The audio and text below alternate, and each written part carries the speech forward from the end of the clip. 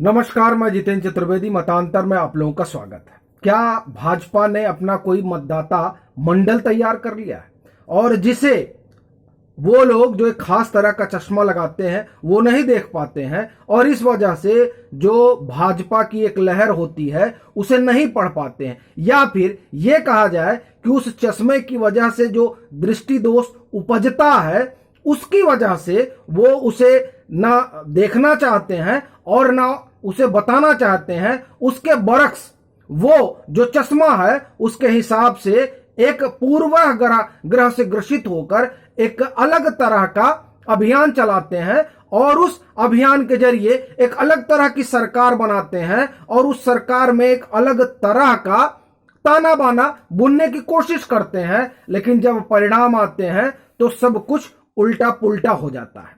और अब जब ये एक चश्मे से देखते हैं तो उसी चश्मे से लोगों को बताते भी हैं। ये जो पूरा वाकया है इसी पर हम लोग बात करेंगे। पहली बात तो अगर मतदाता मंडल तैयार हुआ है तो वो क्या है जो भाजपा ने तैयार किया है। दूसरा, आखिर क्या वजह है कि ये जो चश्मे वाले लोग हैं ये उसे देख नहीं पाते या उसे देखना नहीं चाहते या एक अलग तरह का नैरेटिव गढ़ने के लिए कुछ अलग तरह का उनको मिलता है। ये तमाम चीजें हैं। हम शुरू उत्तर प्रदेश के चुनाव से ही करेंगे। उत्तर प्रदेश का जो चुनाव है वो अपने आप में मुझे लगता है सबसे क्लासिक उदाहरण है इस पूरे घटनाक्रम को समझने के लिए। और ये उत्तर प्रदेश का चुनाव सिर्फ 2022 का ही नहीं, आप उत्तर प्रदेश को 2014, 2019 और इसमें 17 भी जोड़ लीजिए और 22, इन चारों के नजरिए से हमको देखना होगा। 2014 में भाजपा को 33% वोट मिलते हैं। कहा जाता है कि साहब 33% वोट मिले हैं, 70% लोगों में तुमने नकार दिया ना, 30 या 31% मिलता है। 70% लोगों ने नकार दिया ना, ये कहा जाने लगा। 2019 में क्या हुआ? 2019 में भाजपा 50% पा जाती है। जिस लोकतांत्रिक पद्धति में, चुनावी लोक पद्धति में भारत चल रहा है उस पद्धति में तो 50% बहुत बड़ी चीज हो गई। 50 वैसे तो ये आनुपातिक पद्धतियां जो चल रही हैं लोकतांत्रिक व्यवस्था में उसमें इस तरीके का होता है, लेकिन आप देखिए कि यहां 50% भाजपा पा रही है। बहुत बड़ी चीज है, ये अपने आप में इतिहास है जो किसी पार्टी ने रचा हो। और आप 2022 में आ जाइए, 17 में ये 41 पाए थे और 22 में 43 पा जाते हैं उत्तर प्रदेश में।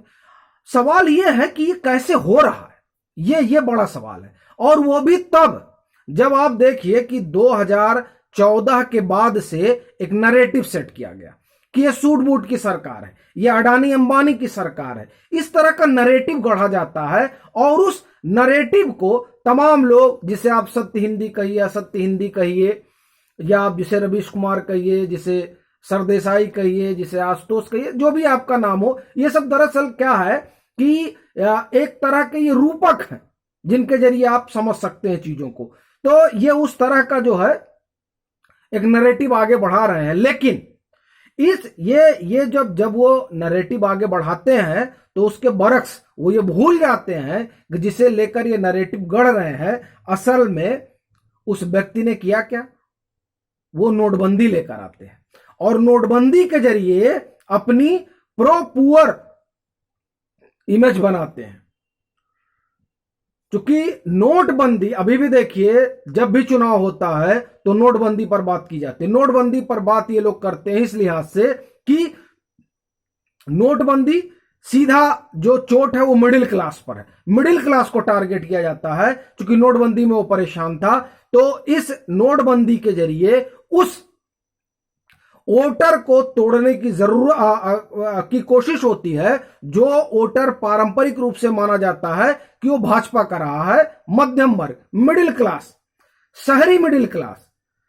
इसलिए बार बार नोटबंदी को ये लोग उठाते हैं। लेकिन बड़ी चीज ये हो जाती है जब ये बार बार नोटबंदी की बात करते हैं और उस मिडिल क्लास को टारगेट करते हैं तो ये बैकफायर कर जाता है। क्योंकि जितनी बार नोटबंदी की बात करते हैं उतनी बार वो जो pro poor image Narendra Modi की है, भाजपा की है, वो उभर कर उस आबादी के सामने खड़ी हो जाती है जिस आबादी के लिए नोटबंदी नरेंद्र मोदी सरकार ने की थी। ये तो हुई बात एक। और दूसरा, वो जिस जिस मिडिल क्लास पर हमला करने की कोशिश करते हैं कि उस मिडिल क्लास को यहां से खिसका दिया जाए, वो मिडिल क्लास और भाजपा से जाकर चिपक जाता है कि चलिए साहब, इन्होंने नोटबंदी तो की, लेकिन सवाल यह है जब आप दूसरे को लाइएगा तब जिस गाड़ी में आप टहल रहे हैं वो गाड़ी बचेगी कि नहीं, इसकी गारंटी नहीं है।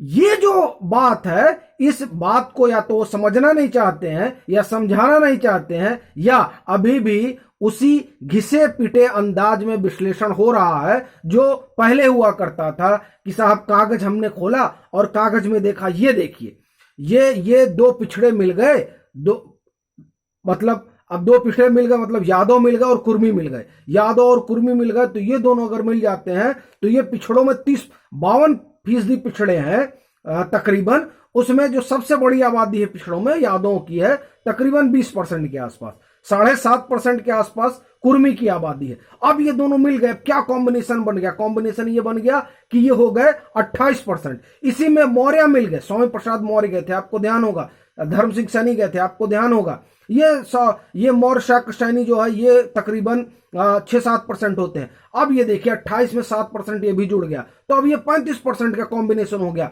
35% ये हो गए, 20% जो है इनके पास मुस्लिम है। अब क्या हो गया? 55% हो गया। तो वोट तो 55% आना चाहिए था समाजवादी पार्टी को, अगर कागजी गुड़ा भाग गणित से देखा जाए तो। और आया कितना? सपा को 32% के आसपास आया। ये ठीक बात है कि उन्होंने अपना बढ़ाया, लेकिन ये जो कागजी गणित है, इस कागजी गणित में तो 55% आना चाहिए था, और 55% आता तो 43 लेकर भाजपा क्या करती? सरकार ये बनाते।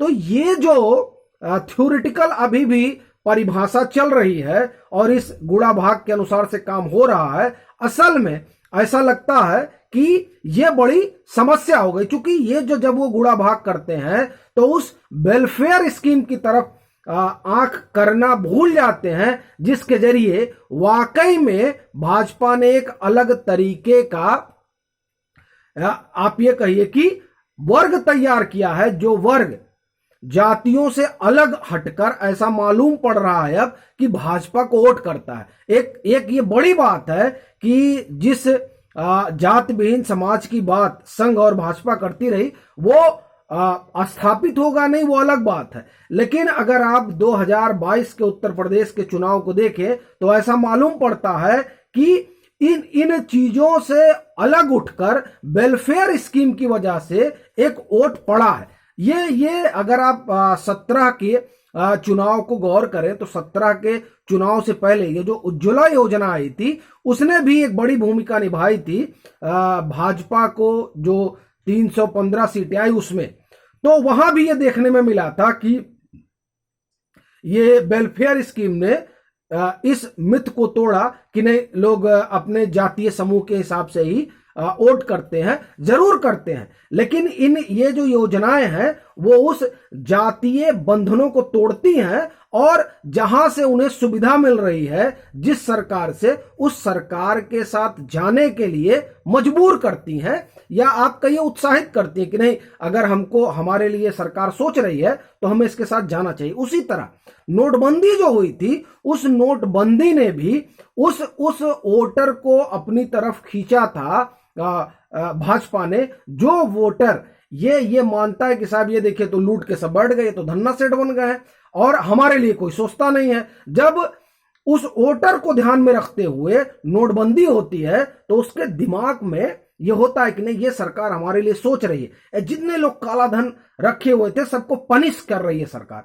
ये इसके कारण भी उसने एक वर्ग तैयार किया, जो वर्ग अपने आप को देखता है कि साहब ये अमीर है और हम गरीब हैं, और गरीबों का एक वर्ग है, तो वो जो है भाजपा के साथ जुड़ा 2017 में, और वो जुड़ाव जो रहा वो अभी तक चल रहा है। मुझे लगता है कि अगर आप फील्ड में निकलिए, और खासकर वो तबका जो दिहाड़ी पर जिंदा है, और ये एक बड़ी आबादी है हिंदुस्तान में, और अगर आप उसे, मैं ये कहूं कि जो कमेटी आई थी, नाम मुझे ठीक अभी तो ध्यान नहीं आ रहा है, अर्जुन सेन गुप्ता की शायद कमेटी थी, अगर मुझे ठीक ठीक याद है, जिसमें उन्होंने कहा था कि 80% आबादी है जो 20 रुपए कम से प्रतिदिन पर अपना जीवन बसर करती है।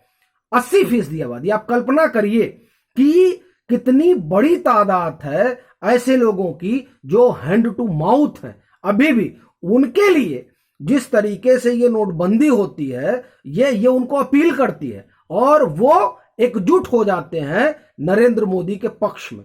और उसी तरीके से जब ये तमाम वेलफेयर स्कीम होती हैं, जिसमें किसान सम्मान निधि है, फिर जिसमें अभी आप देखिए कि तकरीबन 1100 रुपए ड्रेस बनवाने के लिए जिनके बच्चे पढ़ रहे हैं उनको दिया गया।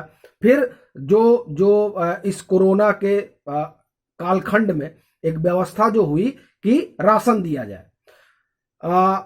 ये आप बात करिए, मैंने तो ये निजी तौर पर पाया बातचीत में कि ये जो तबका है जिसे कहा जाता है कि साहब 250 रुपए जो दिहाड़ी पाता है, वो उसके लिए अगर उसका 5-6 लोगों का परिवार है तो अगर ये राशन नहीं मिलता तो किस तरीके से अपना परिवार चलाता। ये एक बड़ा दुरूह कार्य है। और इस महामारी के दौर में जब उसको तकरीबन 2 साल से ये राशन मिल रहा है तो असल में उसके लिए कितना बड़ा संबल है। तो ये जो चीजें जमीन पर घट रही हैं, संभवतः वो लोग जो सूट बूट की सरकार बताने में फंसे रहते हैं, वो लोग इस चीज को नहीं देख पा रहे हैं। और वो विश्लेषक जो इस तरह का बयान देने वाले, सूट बूट का बयान देने वाले या चिलमजीबी बाबा जैसा बयान देने वाले, उन लोगों को ये विश्लेषक ये नहीं समझा पाते हैं कि असल में जमीन पर ये जो वेलफेयर स्कीम का रेला दौड़ रहा है, इसने एक ऐसा मतदाता वर्ग तैयार कर दिया है भाजपा के लिए जो हर हाल में भाजपा को ही वोट देने के लिए तैयार रहता है। और मुझे लगता है इसके लिए ज्यादा किसी को मेहनत करने की जरूरत नहीं है। आप खुद निकलिए और टहलिए और बातचीत करिए, आप आज भी ये महसूस करेंगे कि असल में नरेंद्र मोदी की अगुवाई में भाजपा ने सचमुच एक ऐसा मतदाता वर्ग तैयार किया है जो वर्ग भाजपा, एक तरह से कहिए कि भाजपा को लेकर समर्पित है। तमाम अफवाह उड़ाई गई कि नहीं राशन तो मार्च में बंद हो जाएगा। ये देखिए कितनी बड़ी एक स्ट्रेटेजी थी जिसके तहत ये तमाम चीजें आगे बढ़ाई गई। अब पता चल रहा है 6 महीना बढ़ गया। जो पीएम अन्न कल्याण योजना है जिसमें राशन मिल रहा था, 6 महीने बढ़ गया। मतलब आप मार्च की बात कर रहे थे, अब ये मार्च से कंटिन्यू 6 महीने और जाएगा। मतलब ये पहुंच गया अब अक्टूबर तक, सितंबर तक पहुंच गया। ये स्थिति हो गई है। तो सवाल ये है कि ये जो तमाम प्रोपोगेंडा चला, असल में उस प्रोपोगेंडा, वो जो प्रोपोगेंडा है वो ये जो वेलफेयर स्कीम रही उसके जरिए सरकार ने, या मैं कहूं भाजपा ने, इस दुष्प्रचार को उलट पुलट दिया और उसके बरक्स उसने जो अपना एक नया वर्ग तैयार किया। आप कल्पना कर सकते हैं बसपा का कोर वोटर टूट जाता है, आप कल्पना कर सकते हैं कि सपा का कोर टूट रहा है, आप कल्पना कर सकते हैं कि पसमानदा भाजपा को 8% मुस्लिमों का वोट भाजपा को मिला, 2% बढ़ा है पिछली बार की तुलना में। पसमानदा को आप ये कहिए कि अपनी तरफ लाने के लिए भाजपा जिस तरह की स्ट्रेटेजी चल रही है, वो दानिश अंसारी उसी का सबसे बेहतरीन नमूना है। आप देखिए कि किस तरह से भाजपा ने एक वेलफेयर स्कीम के जरिए एक अपना वर्ग तैयार कर लिया है और उस वर्ग के जरिए उसने उत्तर प्रदेश हो या उत्तराखंड हो या मणिपुर हो या गोवा हो, उसमें वापसी की है। और असल में ये वापसी ही सरदर्द बनी हुई है उन तमाम राजनीतिक दलों और विश्लेषकों के लिए जो ये नहीं समझ पा रहे हैं कि ये कैसे आ रहे हैं। जबकि सीधी बात ये है कि ये जो लोक कल्याणकारी योजनाएं हैं, इन योजनाओं के आप ये समझिए कि क्रियान्वयन से और उनके दरवाजे तक इस लाभ के पहुंचने से, वो आप ये समझिए कि एक तरह से अपनी जातिगत अस्मिता को छोड़कर भाजपा के पक्ष में लामबंद हो गए हैं। और ये लामबंदी अगर विपक्ष समझ पाएगा तो संभवतः वो कुछ बेहतर कर पाएगा, नहीं तो राम भरोसे इन लोगों को जो जिस तरह से वोट मिल रहे हैं उसमें तो यही लग रहा है कि अब मतलब राम भी इनके साथ नहीं खड़े हो पाएंगे, क्योंकि वैसे ही इन्हें रामद्रोही ही कहा जाता है। अभी के लिए फिलहाल इतना ही। अगर आप मतांतर से नहीं जुड़े हैं तो जुड़िए, वीडियो को लाइक कीजिए, शेयर कीजिए और अपने सुझाव जरूर साझा कीजिए।